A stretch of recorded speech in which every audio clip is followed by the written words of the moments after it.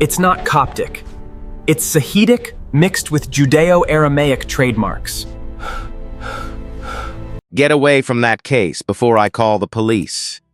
The security guard's voice cracked across the museum floor like a whip. Noah Bennett froze beside the glass display. His hand still held the crumpled volunteer flyer. His eyes moved from the ancient tablet behind the glass to the man now standing over him. Frank Miller was 52, broad through the chest, with a silver badge clipped to his belt, and a face that had learned to suspect before it learned to ask. He looked Noah up and down, the oversized coat, the worn sneakers, the backpack with one broken zipper. Then his mouth tightened. You people always come in here looking for something to steal. A woman near the gift shop turned her head. A father pulled his little girl closer. Two college students stopped pretending not to listen. Noah swallowed. I'm sorry, sir, I was just reading the flyer. Reading? Frank laughed once. Cold, empty. You expect me to believe that? Homeless kids don't come here to read dead languages. They come here because it's warm, and nobody watches the exits close enough. Noah's fingers tightened around the paper. I didn't touch anything. Frank stepped closer. Not yet. The word landed hard. Noah did not move. He had learned that sudden movement made certain people braver. He had learned that calm could look like guilt to someone already committed to seeing it. So he stood still, shoulders narrow, breath quiet, face controlled. Across the hall, Emily Harper slowed for half a second. She was 31, assistant coordinator for the conservation department, carrying a tablet against her chest, and a coffee she had already forgotten was in her hand. She saw Frank's fingers clamp around Noah's shoulder. She saw Noah wince. She saw the flyer fall to the polished floor. Her lips parted like she might say something. Then her eyes flicked toward the elevator. A meeting was waiting upstairs. Important people, important donors, important problems. So Emily kept walking. Frank dragged Noah 2 steps away from the display, publicly, roughly, like the boy was not a child but a stain. You need to leave, Frank said. Right now. Noah bent slowly and picked up the flyer. His face stayed blank, but inside him something folded in on itself. Not surprise, not even anger. Something older. The tired knowledge that some doors were locked before he ever reached them. The flyer shook in his hand. The museum seeks volunteer translators. All languages welcome. All languages. But not all people. Frank pointed toward the exit. Move, Noah turned. At that exact moment, above them, on the 3rd floor, 12 scholars stood around a sealed glass case, staring at a brown, cracked sheet of papyrus worth $200 million. They were losing. Every hour mattered now. The Egyptian delegation would arrive in 48 hours. The document inside that case could decide who owned a collection of rare artifacts that had been disputed for decades. If the museum could not read it, they could not defend their claim. If they guessed wrong, careers would end. Reputations would fall. A century of acquisitions would be questioned under public light. Dr. Catherine Monroe stood at the head of the conservation table, 56 years old, gray hair pinned badly, reading glasses sliding down her nose, coffee stain on her sleeve, no sleep in her eyes. Again, she said. No one moved. Ryan Caldwell, the young curator with the polished shoes and expensive watch, leaned over the images on the monitor. We have run it against every known Coptic sample in the database. The syntax does not match. Dr. Alan Pierce spoke from the video screen, his face blue in the lab light. It may be a hybrid, or a trade shorthand, but if it is not one we have cataloged. A silence followed, the kind of silence that makes educated people feel suddenly poor. Downstairs, Noah was pushed through the service corridor instead of the front exit. Frank did not want a scene near the visitors. He wanted the boy gone cleanly, quietly. But a delivery truck had just backed into the loading dock. A driver shouted about paperwork. Frank turned his head. For 1 second, his grip loosened. That was all Noah needed. He slipped sideways, not running, just disappearing the way boys without homes learn to disappear. Past crates. Past a half-open utility door. Up a concrete stairwell that smelled of dust, bleach, and old heat. Voices pulled him upward. Frustrated voices.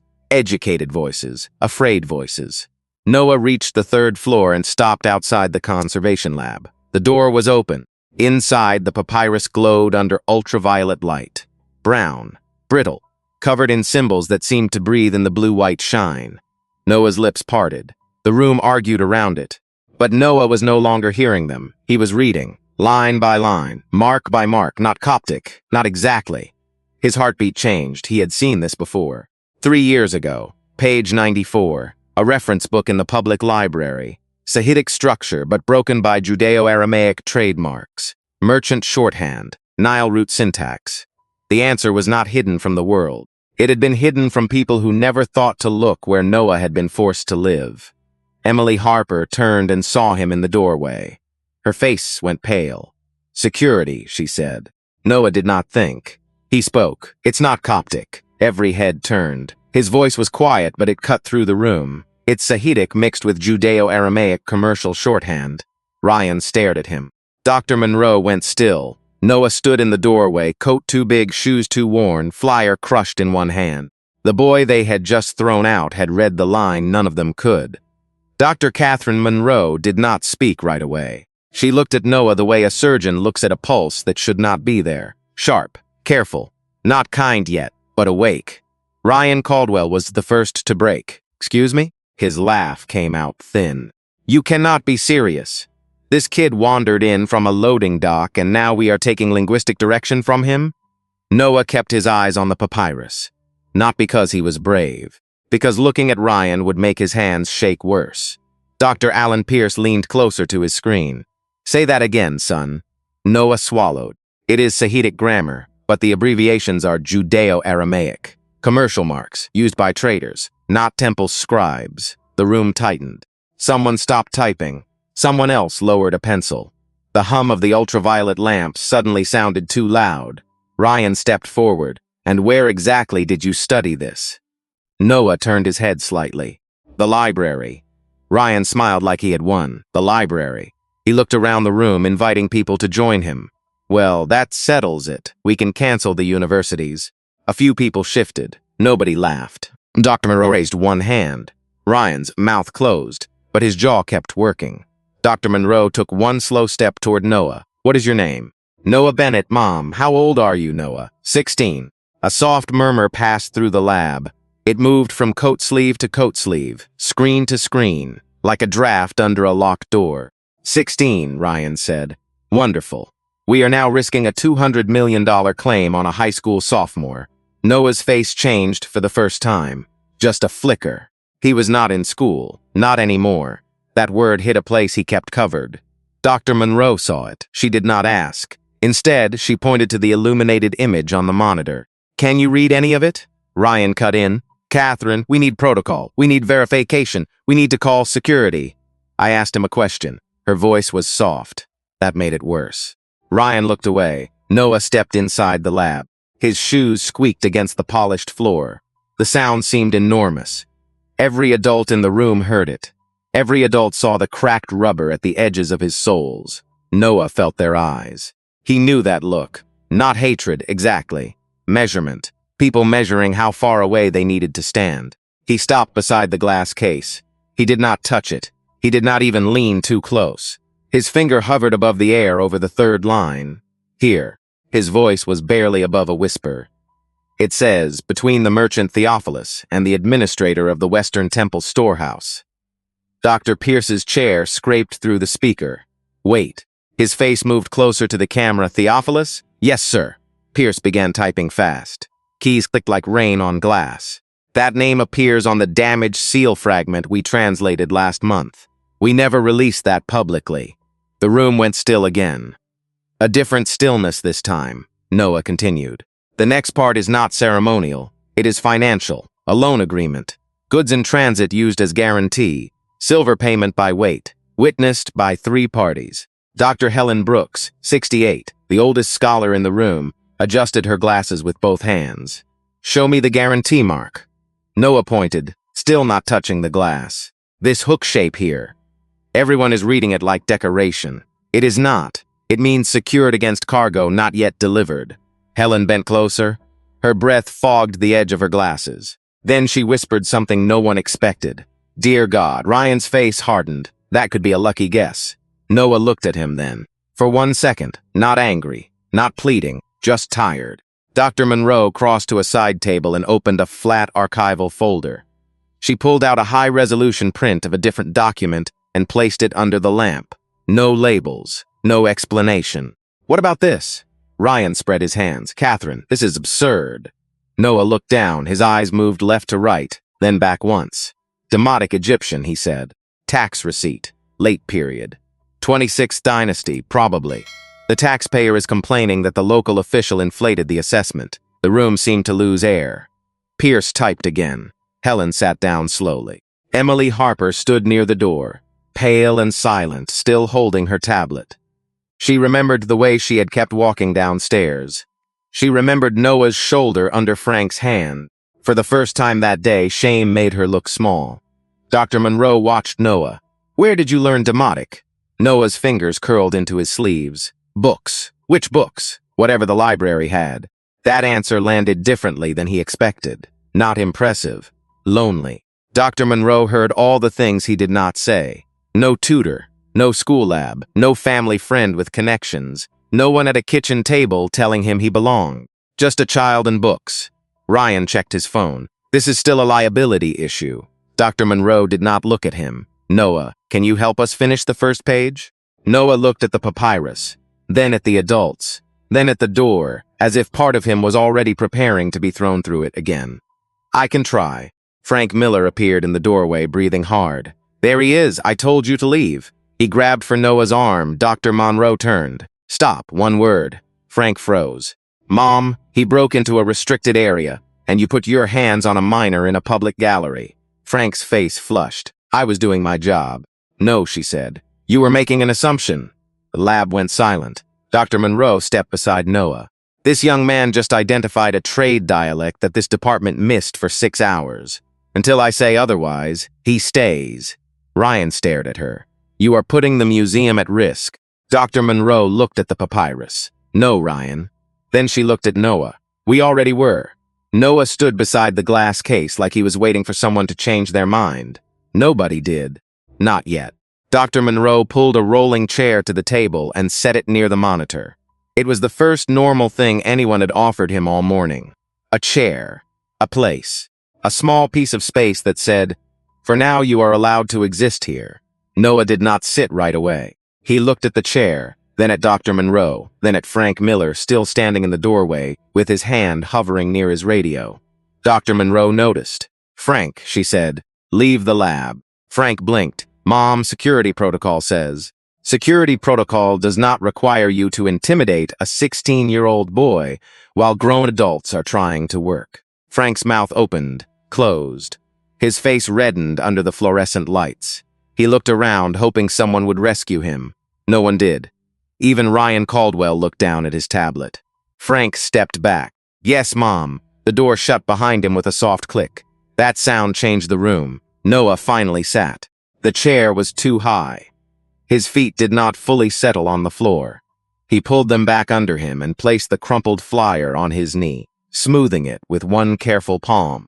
Emily Harper saw that small motion and felt it like a bruise. She walked to the side counter and filled a paper cup with water. Her hand shook just enough to make the water tremble. She placed it beside Noah. Here, Noah looked up. Thank you. 2 quiet words. They made Emily feel worse. Dr. Monroe leaned over the monitor. Start where you stopped. Line 4. Noah took a breath through his nose. The lab smelled like old paper, warm electronics, and chemical preservative. His eyes locked on the glowing symbols. Line 4 confirms the shipment, he said. Not ownership, shipment. Ryan looked up. That distinction matters. Yes, sir. Noah did not say it proudly. He said it like a fact. The temple is not selling the artifacts. They are placing them in temporary custody during transport. The merchant is responsible for delivery and loss. Dr. Pierce spoke from the screen. That would explain the penalty clause. Noah nodded. The penalty is double the silver weight if the goods are damaged before arrival. Dr. Helen Brooks pressed her fingertips against her lips. That changes the legal reading completely. Across the room, 2 junior researchers began checking references. Pages turned, screens flashed. The atmosphere tightened, but not with disbelief anymore. With urgency, Noah was no longer a curiosity. He was the path forward. Ryan stepped closer to the monitor. Read the next section.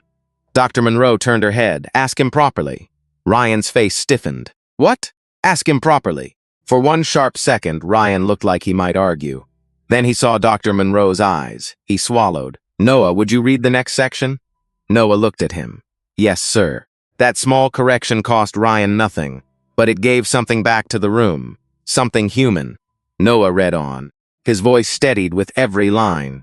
The words became less like translation and more like memory returning to the air. The papyrus had waited centuries for someone to listen without forcing it into the wrong category. The scholars wrote quickly now. Dr. Pierce's printer whirred in the background of his office, somewhere across the country. Helen whispered dates under her breath. Emily typed Noah's words into the official translation file, and each time she wrote his name in the notes, her shoulders sank a little lower. Source, she typed. Noah Bennett. Then she paused. Contributor, she corrected. Noah Bennett. At the table, Noah reached line 7 and stopped. His finger hovered above a cluster of marks squeezed between two phrases. Dr. Monroe noticed immediately. What is it? Noah did not answer. His breathing changed. Shorter, shallower. His eyes narrowed, then moved away from the screen as if he were looking at a different page in a different room. Ryan frowned. Is there a problem? Noah lifted one hand slightly. Please. The room went quiet. He closed his eyes. Nobody mocked him this time. Inside Noah's mind, the lab fell away. He saw a library table scratched with initials, a green shaded lamp, rain against tall windows. A book so heavy he had to use both hands to carry it. A diagram in black ink. A footnote at the bottom of the right page. He whispered the words before he knew he was speaking. Old Nubian witness formula. Helen heard him. What did you say? Noah opened his eyes. This part is Old Nubian. Not much, just the witness clause. Dr. Pierce leaned so close to his webcam his glasses filled the screen. Old Nubian? Embedded in a Sahidic trade document? Noah nodded. If the shipment crossed south, they needed a regional witness. Someone connected to the Kushite trade route. Helen moved fast now, faster than anyone expected from a woman her age. She pulled up a database, typed, corrected herself, typed again. Ryan stood frozen. Dr. Monroe's face had gone very still. Noah continued. It requires 3 signatures, 1 temple administrator, 1 merchant agent, 1 Nubian trade witness. Helen stopped typing. Her hand covered her mouth. The record supports this, she said. There were documented cross-border trade witnesses during that period. Rare but real. A sound moved through the lab. Not applause, not relief, recognition. Dr. Monroe looked at Noah as if the world had tilted and placed the truth in front of her wearing torn sneakers. Emily whispered, almost to herself. He is not guessing. No, Dr. Monroe said. Then her phone buzzed once. Twice, she looked at the screen, her expression hardened. The director wants an update. Ryan exhaled. Good. Maybe now we can bring adults back into this. Dr. Monroe turned slowly. The adults have been here all morning, Ryan. They were just too proud to listen to the child. Noah looked down at the flyer on his knee. His thumb rubbed over the words, all languages welcome. Dr. Monroe picked up her folder. Noah, are you certain about what you have translated so far? The room waited. Noah felt every eye on him, felt the weight of the artifact, the money, the careers, the history, the danger of being wrong in front of people who expected him to be wrong. Then he thought of the library, of pages that never laughed, of languages that never asked where he slept. He lifted his head. Yes, Mom. His voice was quiet, but it did not shake. I'm certain. Dr. Monroe nodded. Then that is what I am going to tell him. She walked to the door, stopped, and looked back at the room. No one touches this translation while I am gone unless Noah approves it. Ryan's eyes widened. Catherine, she cut him off.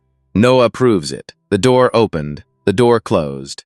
And for the first time in his life, Noah Bennett sat in a room full of powerful people who had to wait for him. The boardroom sat behind 2 locked glass doors on the top floor. Everything inside it was expensive enough to feel cold. Black leather chairs, a polished walnut table, floor-to-ceiling windows looking down on Manhattan like the city belonged to whoever sat highest. On the wall hung a photograph of the museum's first director, a white man with a stern face and a silver cane. Charles Whitman sat beneath that photograph. 63 years old, perfect gray hair, navy suit, gold cufflinks.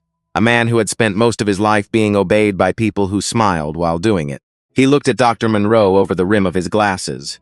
"Let me make sure I understand this." His voice was calm, too calm. "You are telling me our official translation effort is now dependent on a homeless teenage boy who entered through the loading dock." Dr. Monroe stood at the far end of the table. She had not sat down. She knew better. Sitting made this feel like a discussion. It was not. "I am telling you the boy identified the dialect, translated the first section, recognized and embedded old Nubian witness clause, and matched a sealed name none of us had released to the public." Charles leaned back. His fingers touched lightly at the tips. "And his credentials?" Dr. Monroe did not blink. "His work is his credential." A man near the window gave a small cough. Thomas Greer, legal counsel, late 50s, silver tie, nervous hands. "That may be inspiring, Catherine, but it is not how institutional records work. If this goes into arbitration, opposing counsel will ask who translated the document. We cannot answer. A minor we found wandering inside the building." Dr. Monroe turned to him. "Then we answer honestly. A gifted minor identified what trained professionals missed, and every claim was verified by staff." Charles smiled without warmth. "You make it sound noble. It is accurate." "No, Catherine. It is dangerous." His voice sharpened. "The Egyptian delegation arrives in less than 2 days. Donors are watching. The press is already circling this acquisition. If even one photograph leaks of that boy sitting in our conservation lab, do you understand the headline?" Dr. Monroe's eyes narrowed. "I understand the headline if we bury the truth because it came from someone poor." The room tightened. No one moved. Outside the glass wall, an assistant walked past carrying some folders against her chest. She glanced in, sensed the temperature, and hurried on. Charles removed his glasses and placed them on the table. "You have always been idealistic." That word came out like an accusation. "And you have always mistaken caution for wisdom," Dr. Monroe said. Thomas Greer shifted in his seat. "We also have child welfare issues, mandatory reporting, liability consent. If the boy is unhoused, we cannot simply keep him in a lab because he is useful to us." At that, Dr. Monroe's face changed. For the first time, the anger softened into something heavier. "I agree." Charles looked surprised. Dr. Monroe continued. "We feed him. We call the proper services. We assign a staff advocate. We document everything. We protect him first, and then we let him help if he chooses." "If he chooses," Charles repeated. "Yes, he is a child, Catherine." "Exactly." Her voice dropped. "Which is why I am ashamed that the first thing this institution did today was put hands on him." The words landed hard. Even Thomas looked down. Charles stood and walked to the window. For a moment, he said nothing. Below, taxis moved like yellow insects between the buildings. Somewhere far beneath them, visitors passed through the museum gift shop, buying postcards of artifacts whose history they would never truly know. Charles spoke without turning.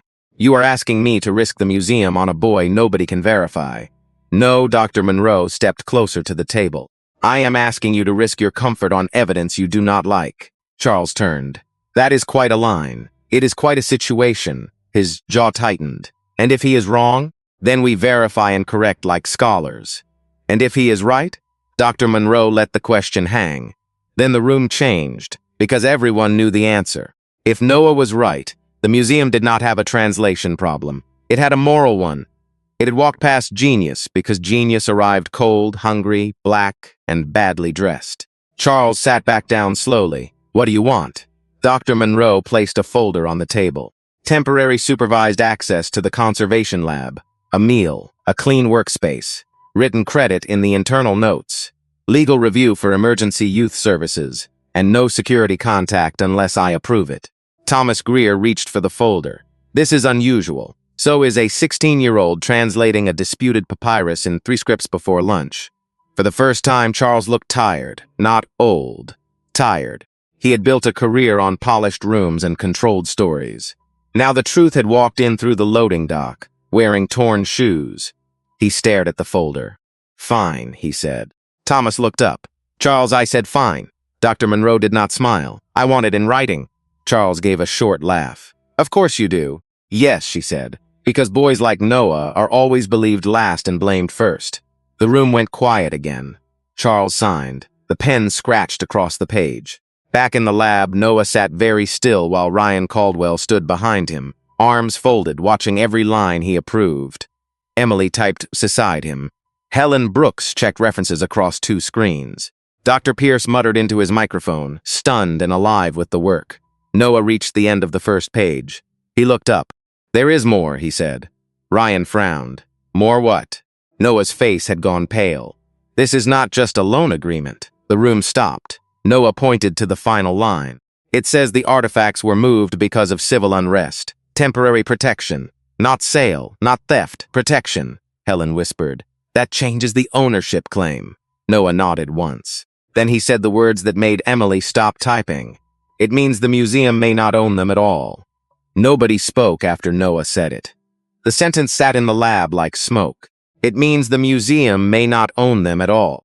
Ryan Caldwell was the first to move. He stepped toward the table too quickly, his polished shoes clicking hard against the floor. Read it again. Noah looked up. I did. Then read it correctly. Dr. Helen Brooks turned sharply. Ryan. No, he said. His voice had gone thin, almost scared. We are not going to let a child rewrite the provenance of a $200 million collection because he recognizes a few marks from a library book. Noah's eyes dropped to the papyrus. He had expected disbelief. He knew disbelief. It had followed him through shelters, bus terminals, waiting rooms, and school offices. But this was different. This was not just doubt. This was fear with a degree. Emily Harper sat frozen at the keyboard. The cursor blinked after Noah's last sentence. Blink, blink, blink. Like the room still had a heartbeat, even if nobody inside it did. Dr. Pierce spoke from the monitor. Noah, tell us exactly what the line says. Word for word. Noah took a breath. During disorder in the Northern District, the listed objects shall be carried under temple protection until peace is restored. Custody is granted for preservation, not transfer. Helen closed her eyes. Oh my God. Ryan laughed once. That is interpretive. Noah shook his head. No, sir, the word for transfer is different. This word means keeping, guarding, holding for someone else. Ryan leaned over him. And you know that because what, exactly? Because you slept next to a dictionary? The room flinched. Noah went still. Not outwardly. His face stayed calm. But something inside him stepped back. He had learned that when adults got embarrassed, children like him paid for it. Emily's chair scraped. That is enough. Her voice surprised even her. Ryan looked at her. Excuse me? Emily stood, hands trembling at her sides. I saw what happened downstairs. I saw Frank grab him. I saw him holding that flyer, and I walked away. I am not doing that again. The lab went silent. Ryan stared at her like she had broken a rule everyone had agreed to keep hidden. Emily swallowed hard and looked at Noah. I am sorry. Noah did not know what to do with the apology. It was too clean for the dirty thing it touched. So he only nodded. Dr. Monroe came back through the door holding the signed authorization folder. She stopped when she saw the room. What happened? Helen answered quietly. The final line suggests custodial protection, not sale. Dr. Monroe's face changed. Not shock. Recognition. The kind that comes to truth you feared finally says its name out loud. She walked to Noah's side. Show me. Noah pointed. Dr. Monroe bent close, eyes narrowing behind her glasses. She did not pretend to read what she could not. That was one reason she was dangerous. She knew the difference between authority and knowledge. Read it again, she said. Noah did. This time the room listened differently, not as judges, as witnesses. Dr. Monroe straightened. We document it. Ryan stepped back as if she had struck him. Catherine, if that is true, the museum's entire claim collapses. If it is true, she said, then the claim should collapse. Ryan's face went red. Do you hear yourself? Do you know what donors will do? What the board will do? What the papers will do? Dr. Monroe looked at him. I know what history does when powerful people hide inconvenient facts. It waits. Then it comes back with evidence. A low sound came from Dr. Pierce's speaker. Not a laugh. Something like respect. Emily began typing again. Her fingers moved faster. Note. Potential custodial clause. Requires legal and diplomatic review. She paused, then added, "Do not omit." Dr. Monroe saw it. Good. At that moment, the door opened again. Charles Whitman entered with Thomas Greer behind him. Charles had the signed folder in one hand, but his expression said the agreement already felt old. "What is this I am hearing from Ryan?" No one answered immediately. Charles looked at Dr. Monroe, Catherine. She faced him. "Noah has found a clause indicating the artifacts may have been placed in temporary protective custody, not sold." Charles's eyes flicked to Noah. For the first time, he looked directly at him. Not over him, at him. "And you are sure?" Noah felt the weight of the room press against his chest. He thought of the first foster home, the missing watch, the way the father had said, "Just tell us where you put it, and this will be easier." He thought of the library, where no one asked him to prove he belonged as long as he was quiet. He thought of Frank's hand on his shoulder. Then he looked at Charles Whitman. The room stiffened. Ryan's eyes lit. Noah continued, "I am not sure enough to make a public claim without verification, but I am sure enough that hiding it would be wrong." The answer moved through the room like a blade. Dr. Monroe looked at him with something close to pride. Charles stared. That was not the answer of a reckless child. That was the answer of someone who understood power better than most of the adults in the room. Thomas Greer stepped closer to the table. "That is actually the correct standard." Ryan turned on him. "Thomas." "It is," Thomas said quietly. "If there is a credible reading that undermines ownership, we have a duty to review it." Charles rubbed a hand over his mouth. Outside the lab windows, afternoon light had gone gray. Rain tapped softly against the glass. The city blurred beyond it. Noah's stomach growled, small, embarrassing, human. Everyone heard it. Dr. Monroe turned to Emily. "Order food, real food. Ask him what he wants." Emily nodded. Noah looked down. "Anything is fine." Dr. Monroe's voice softened. "No, Noah, not anything. What do you want?" The question almost undid him, because nobody had asked him that in a long time. He blinked once. "A turkey sandwich, please." Emily wrote it down like it mattered, because it did. Then Dr. Monroe placed the signed folder beside Noah's notebook. "You are staying," she said, "and we are going to do this the right way." Charles looked at the papyrus. For once, he did not argue. Ryan stood silent, trapped between the truth and the career he had built around being important. Noah turned back to the glowing text. The room leaned in.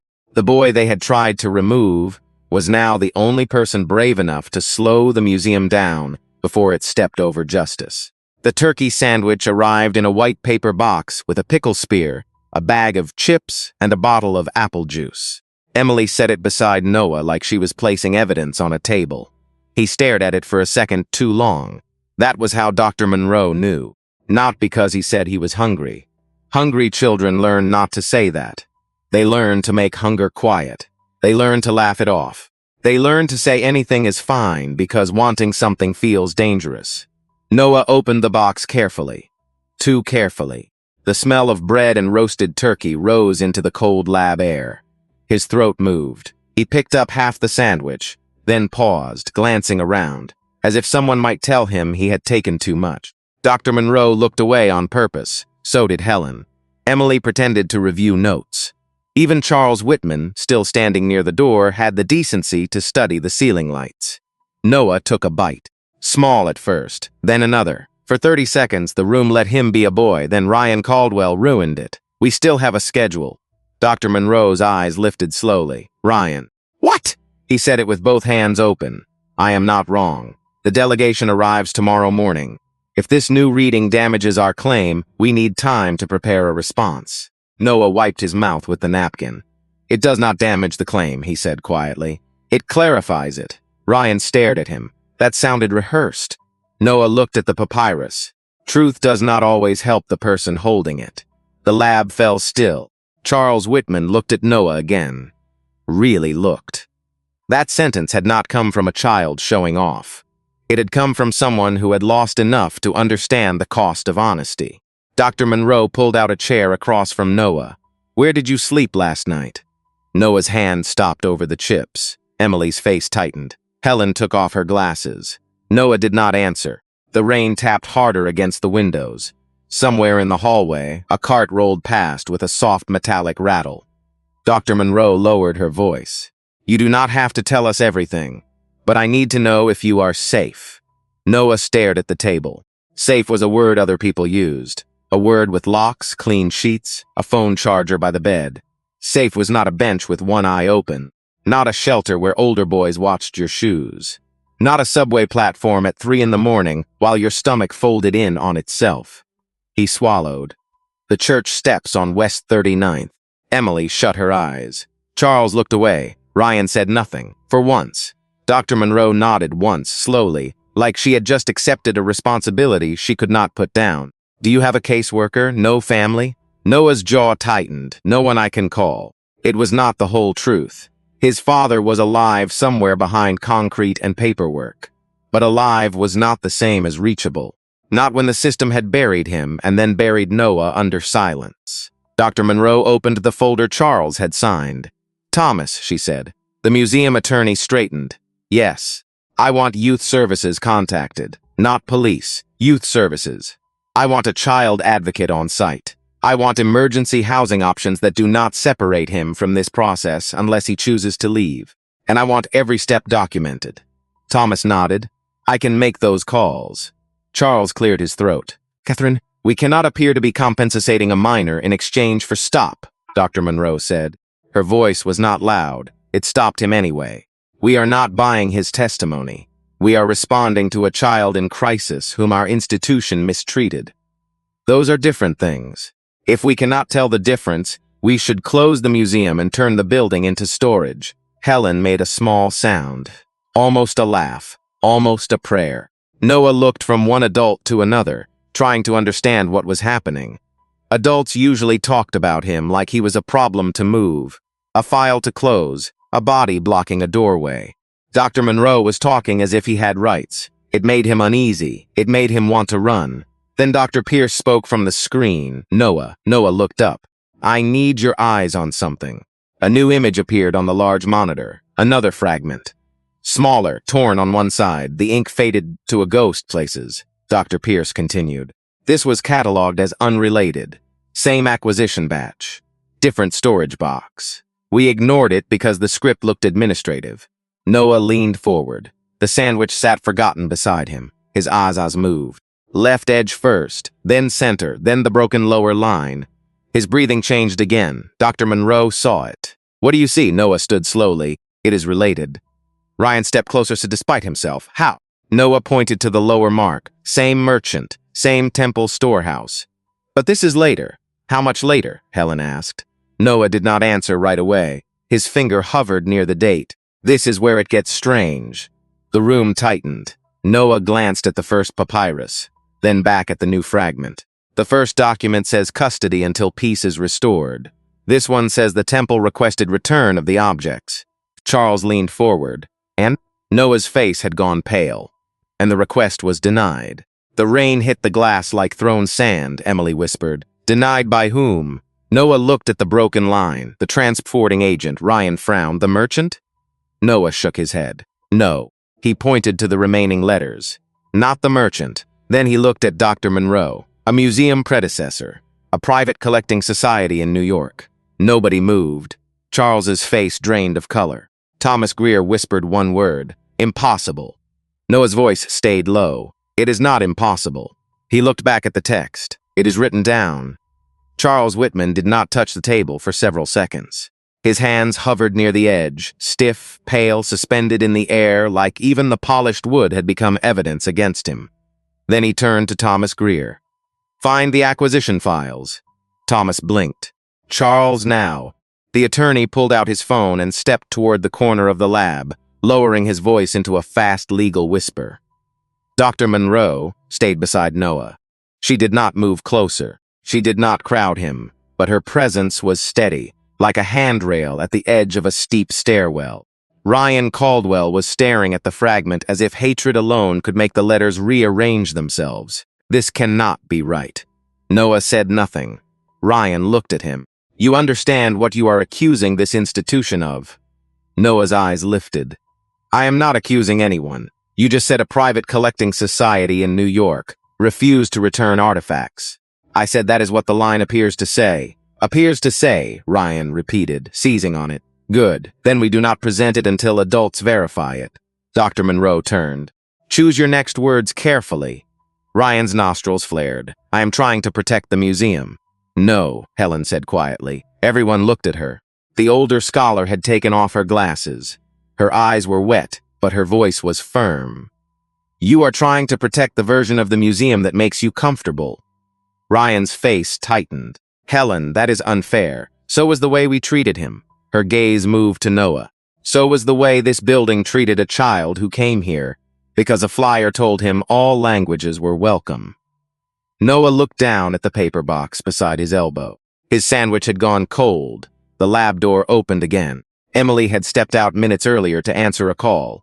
Now she came back slowly, her face changed. Not pale this time. Stricken. Dr. Monroe noticed. What is it? Emily held up her phone. Youth Outreach called back. The emergency shelter on 42nd has no beds tonight. 2 others can take him only if he enters without belongings and agrees to leave by 7 in the morning. Noah's body went still. He knew that rule. He knew the plastic bags, the lockers that did not lock, the way people said policy when they meant no. Emily looked at him. I'm sorry. Noah nodded once. It is okay. Dr. Monroe heard the lie. It is not okay. Charles looked uncomfortable, as if basic human need had become an agenda item he had not prepared for. We can arrange a hotel, he said. Thomas, still on the phone, shook his head quickly and covered the receiver. For an unaccompanied minor, that creates exposure unless supervised. Dr. Monroe looked at Charles, then supervise. Charles exhaled. Catherine. She stepped toward him. You wanted the museum protected. This is how we protect it. We stop acting like institutions are fragile and children are disposable. The words hit the glass walls and seemed to stay there. Noah gripped the edge of the chair. He did not want this. That was the painful truth. He wanted the sandwich. He wanted the books. He wanted the text to make sense. But he did not want powerful adults arguing over where his body could legally exist after dark. Dr. Pierce spoke gently from the screen. Noah, do you have anything you need from where you slept last night? Noah shook his head, then stopped. My book. Dr. Monroe softened. What book? Introduction to Semitic Languages. It is in a plastic bag behind the church steps, wrapped in a black sweatshirt. Ryan looked away. Emily covered her mouth. Helen lowered her eyes. A 16-year-old boy had nothing to retrieve from the world except a damaged book hidden behind a church. Dr. Monroe turned to Emily. Send someone we trust, not security. Bring the book back. Emily nodded immediately. I will go. Noah looked up fast. You do not have to. I know, she said. Her voice broke, just a little. I should have done something earlier. Let me do this now. For a moment, Noah only stared at her. Then he gave the smallest nod. Thank you. Thomas ended his call. The files are being pulled from off-site storage, but there is a digitized index. Early 20th century. The museum absorbed the New York Antiquarian Society in 1934. Charles closed his eyes. Helen whispered, That matches the line. Ryan shook his head. It matches nothing until we see the file. Noah turned back to the fragment. There is another name. Everyone froze. Dr. Monroe leaned closer. Where? Noah pointed near the torn edge. It is damaged, but the letters remain enough. A family name, Whitman. The air left the room. Charles opened his eyes. What did you say? Noah looked at him, confused by the sudden silence. Whitman. Or Whitmore. But I think Whitman. Thomas stared at Charles. The museum founder was Arthur Whitman. Charles's grandfather, Helen said. No one breathed. Charles stepped toward the table very slowly. For the first time all day, the director did not look like a director. He looked like a man standing in front of a locked door in his own house, realizing he did not know what was buried behind it. Noah's voice stayed soft. I am sorry. Charles looked at him. Why are you apologizing? Because people get mad when I read things they do not want to hear. That sentence broke something. Not loudly, quietly. In the lines around Charles Whitman's mouth. In the way Helen closed her eyes. In the way Ryan looked down and finally had no words. Charles stared at the papyrus fragment. Then he removed his suit jacket and laid it over the back of a chair. Get every file, he said. Thomas nodded. Charles turned to Noah. And get this young man a proper workspace. Ryan opened his mouth. Charles cut him off.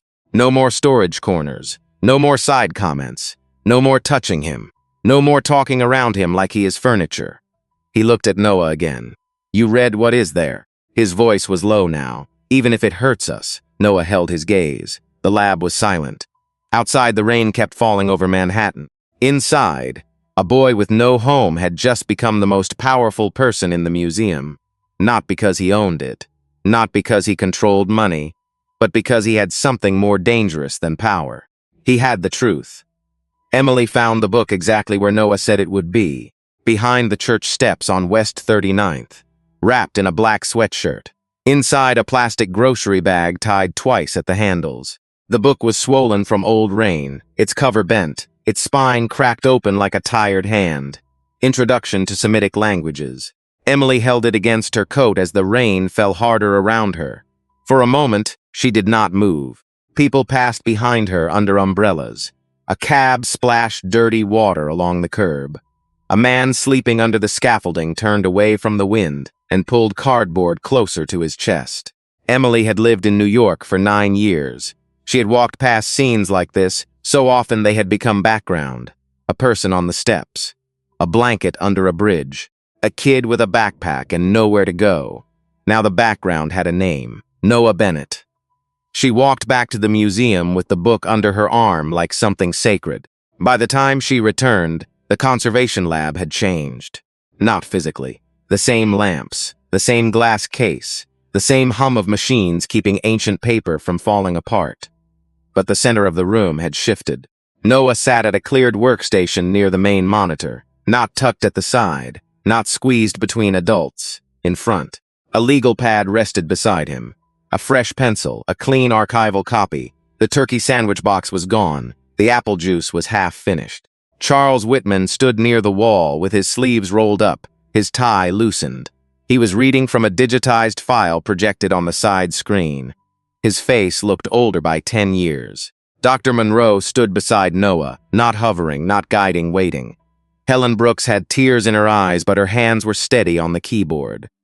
Ryan Caldwell was quiet. That was new. Emily stepped in. Noah looked up before anyone else did. She lifted the book. His face changed. Not much. Just a small break in the guarded calm. His eyes widened. His lips parted. He stood too fast, then stopped himself.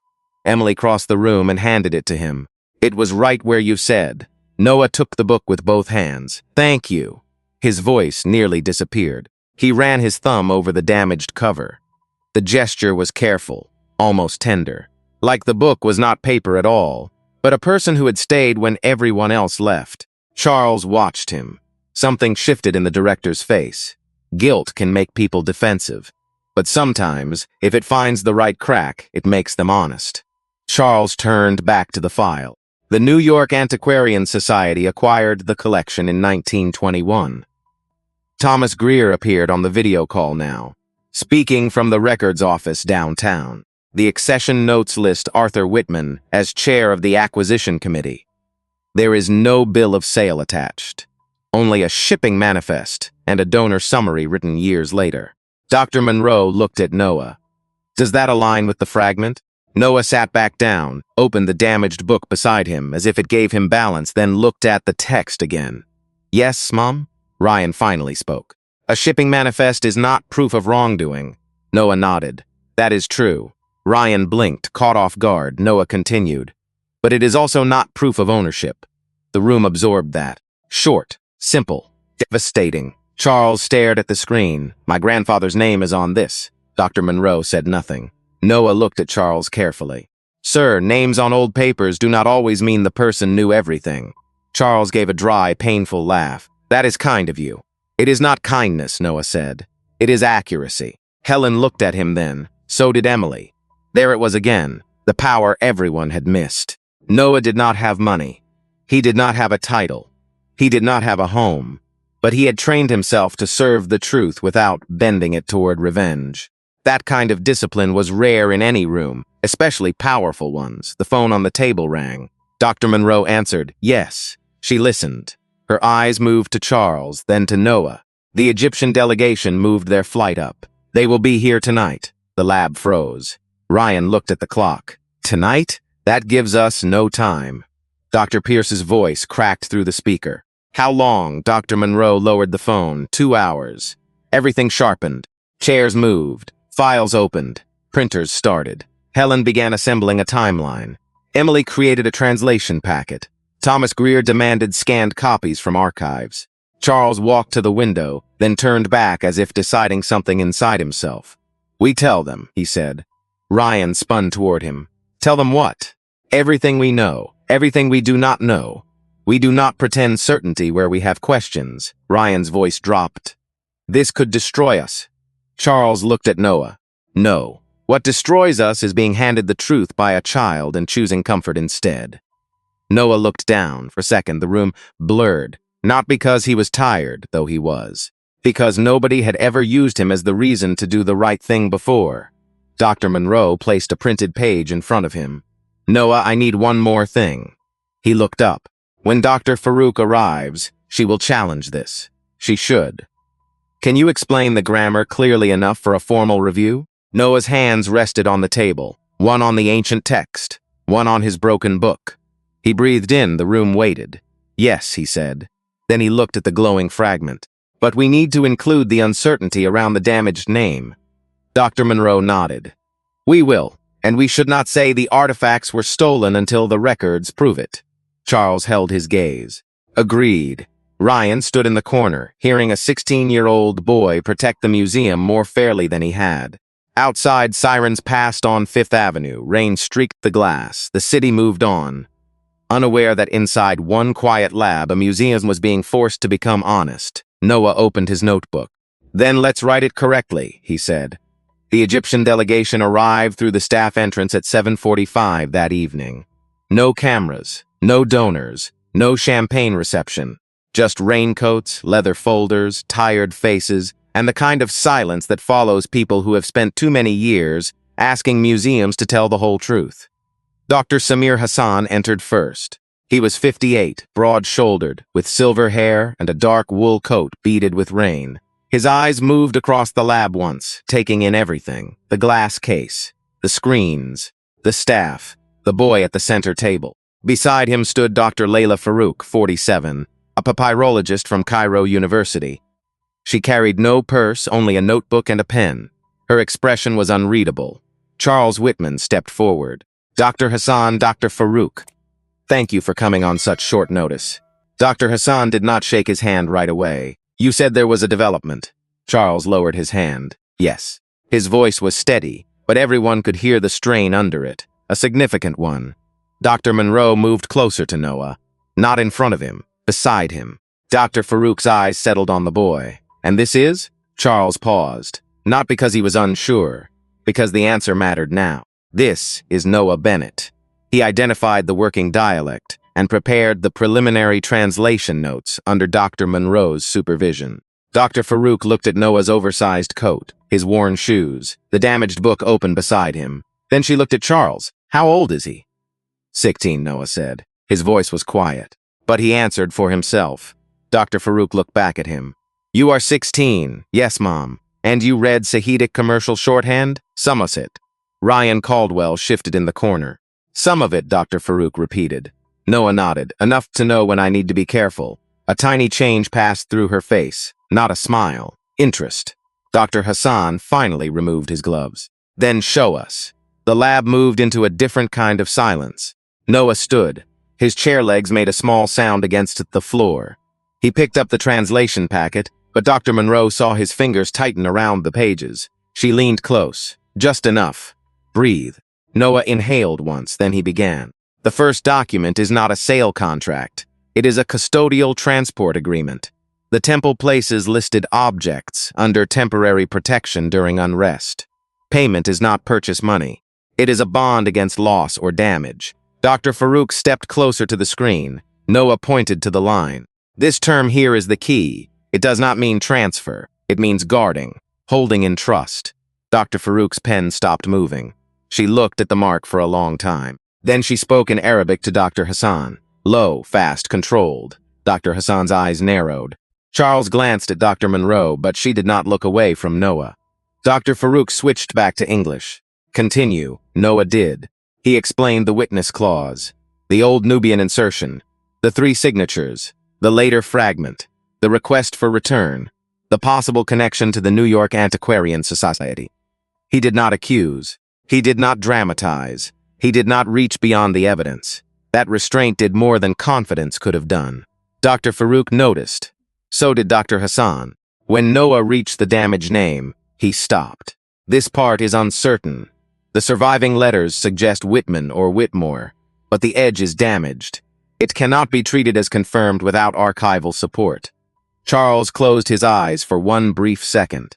Dr. Hassan watched him. Dr. Farouk walked to the monitor and leaned in close. Her pen hovered over the translation sheet. You translated this final phrase as, return denied by the receiving authority. Yes, Mom. Why not? Delayed by the receiving authority. Noah looked at the line. Because of the negative particle. It is not a timing delay. It is refusal. But the reason is missing. Dr. Farouk's eyes lifted. Good. One word. It hit the room harder than applause. Ryan looked down. Emily let out a breath she had been holding. Dr. Hassan turned to Charles. You understand what this means. Charles nodded. It means the museum's ownership claim may be incomplete or wrong. No, Dr. Hassan's voice sharpened. It means generations of my people may have been told to prove what your own files already knew. The room went cold. Charles accepted the blow. He did not defend. That mattered. You may be right, he said. Dr. Hassan's jaw tightened. We are often right. We are rarely believed. Noah looked at the table. That sentence found him in a place no adult had named for him before. We are rarely believed. Dr. Monroe saw his face and understood. The issue was bigger than a museum, bigger than a boy. It was about who gets called credible, who gets asked for proof twice, who gets searched at the door while others inherit the keys. Dr. Farouk turned to Noah. Where did you study? Noah's hands rested on the edge of the table. Public library, mostly. Dr. Farouk looked at the damaged book. And that book? Noah touched the cover. It is mine. The word mine came out carefully, like ownership still felt temporary. Dr. Farouk closed her notebook. Dr. Hassan, she said, I believe the boy's reading is credible enough for formal review. Ryan looked up sharply. Formal review does not mean acceptance, Dr. Farouk said without looking at him. It means we do what honest scholars do. We follow the evidence. Charles nodded. We will give you full access to the acquisition records. Thomas Greer opened his mouth, then closed it. Charles looked at him. Full access. Dr. Hassan studied the director. And the boy? Charles turned to Noah. He will be credited by name for his contribution if he wants that. Noah froze. If he wants that. No one had ever offered him control over how he was seen. Dr. Monroe asked softly, Noah? He looked at the papyrus, then at the people around him. The ones who doubted him. The ones who defended him. The ones who had come from another country, carrying their own unanswered history. His voice was small but clear. Yes, Dr. Farouk nodded once, then write it correctly. Noah looked at her. She held his gaze. All of it. The truth, the uncertainty, the harm, the names. The rain kept hitting the windows. Noah sat back down, pencil in hand, and for the first time that day, the room was not waiting for him to prove he belonged. They were waiting for him to lead. By midnight, the museum stopped pretending it was in control. The conservation lab became a command center. Printers ran hot. Phones rang and rang. Lawyers spoke in low voices. Archivists scanned old files from boxes that smelled of dust, mildew, and denial. Every page that appeared on the screen made the room heavier. There was no smoking gun. Not one clean confession. Real history almost never arrives that neatly. But there were gaps. Missing bills of sale. Private letters. Shipping notes with vague language. A donor summary written 13 years after the artifacts entered New York. And now, beside all of it, Noah's translation. Custody, protection, return requested, return denied. Charles Whitman sat at the end of the table, his grandfather's name glowing on the screen in front of him. He looked smaller without his jacket. Not weak, just human. The kind of human who finally understands that family pride can become a locked cabinet where other people's pain is stored. Dr. Hassan stood across from him. Dr. Farouk sat beside Noah, checking each line of the translation. She did not soften her standards for him. That was her respect. She questioned him hard. Noah answered carefully. When he was certain, he said so. When he was not, he said too. That was when Dr. Farouk finally set down her pen. This is competent work. Noah looked at her. Competent, in her mouth, meant something stronger than praise. It meant he had earned the room. Charles stood slowly. Then we release a joint statement, he said. The museum will suspend its ownership claim pending full review. We will open the acquisition records to the Egyptian delegation. We will credit Noah Bennett in the preliminary translation report, and we will begin an independent provenance investigation. Ryan Caldwell stared at him.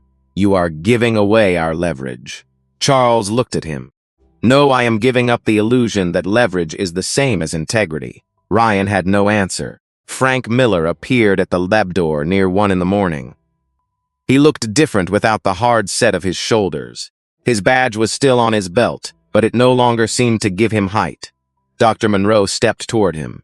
Not now, Frank. He shook his head. I am not here for the lab. His eyes moved to Noah. For a moment, Noah stiffened. Frank saw it. The damage of his own hand. He swallowed. I was wrong. The words came out rough. I looked at you and decided who you were before you opened your mouth. I am sorry, Noah. Noah held his gaze. He did not forgive him quickly. That would have been easy for everyone but him. So he only said, thank you for saying it. Frank nodded. His face tightened. Then he left. That was enough for now. Near 2 a.m, a youth advocate arrived. Her name was Marisol Grant. She wore rain boots, a wool coat, and the calm face of someone who had walked into hard rooms before. She spoke to Noah alone first. Not to the museum, not to Dr. Monroe, to Noah. Do you feel safe here tonight? Noah looked through the glass wall at the lab, at the ancient text, at his broken book, at Dr. Monroe waiting with both hands wrapped around a paper cup of coffee gone cold. For once, safe did not feel like a lie. Yes, he said. By morning, the story had not reached the press. Not yet. But inside the museum, people knew. The boy from the loading dock had forced scholars, lawyers, directors, and diplomats to slow down and tell the truth. He had no office, no degree, no home address. But he had changed the direction of a $200 million case because he refused to make the evidence smaller than it was. A week later, Noah received a temporary staff badge. It was plain white plastic. His photo on the left. His name on the right, Noah Bennett, Research Translation Assistant. He held it for a long time. Dr. Monroe stood beside him in the quiet hallway. Looks official, she said. Noah ran his thumb over his name. It feels strange. Good strange or bad strange? He thought about that. New strange. Dr. Monroe smiled softly. New can be a beginning. Downstairs, the old volunteer flyer had been replaced.